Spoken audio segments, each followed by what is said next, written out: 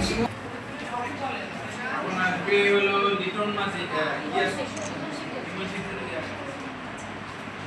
আসবে হলো শিকদারের পর আসবে ইয়ামিন মাজিদ চৌধুরী চিত্রকাঠিতে সেই যদি নামে না মিলে একটু মিলিয়ে নেবেন।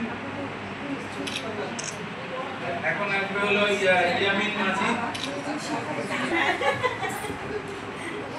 বড় বড় বড়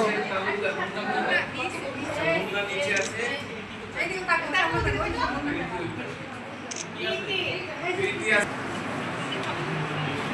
মুন্ডা অসুস্থ এবং নিচে আছে।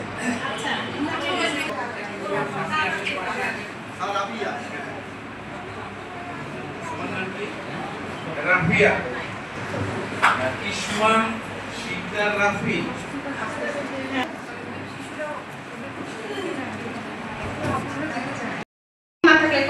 কথা বলতে না পারলে এটাই না, বিভিন্ন ধরনের থাকে।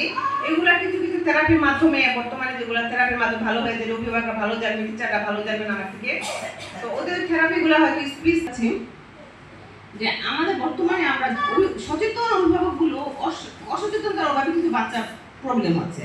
আমাদের প্রিজেন্টিভসের মধ্যে এরকম আছে যে ও সুস্থ সবল বাচ্চা, ওকে আমরা 1 বছর বয়সে কি করি, বাচ্চা একটু ডিস্টার্ব করে, হয়তো কোনো কাজ করে চাকরি করতেছে, আমরা একটা মোবাইল দিয়ে বসে রাখি। এই যে ওর এই সময়টা যখন কথা বলার সময়, এই সময়টা যদি ওর ব্রেন ডেভেলপ 1 থেকে 3 বছরের মধ্যে ব্রেন ডেভেলপ খুব বেশি দ্রুত হয়, মানে ও রেসপন্স করতে পারবে, 1 বছরের মধ্যে একটা বাক্য বলবে, 3 বছরের মধ্যে কিন্তু একটা সেন্টেন্সের মতো বলার চেষ্টা করবে। আর এই যে ব্রেন ডেভেলপের জন্য সময়টা, ওকে যদি আমরা তখন ওর সাথে না বলি, ও যদি একটা দিকে যদি থাকে, ব্রেন তো তখন ওর মানে স্লিপিং করবে, মানে ব্রেন ঘুমাচ্ছে, আপনি তো ওকে জাগাতে পারতেছেন না। ব্রেন জাগবে তখনই যখন আপনি ওর সাথে কনভারসেশন করবেন, ওকে জিজ্ঞেস করবেন, আপনি তখন বসে রাখছেন মোবাইল দিয়ে।